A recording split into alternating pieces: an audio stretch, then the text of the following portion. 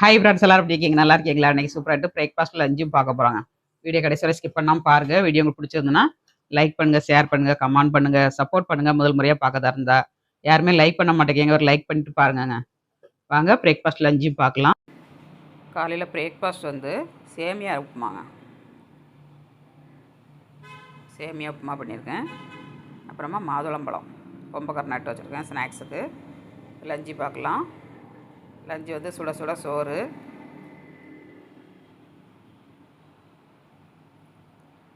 அப்புறமா சுரைக்காய் போட்டு தேங்காய் அரைச்சி விட்டு சாம்பாருங்க.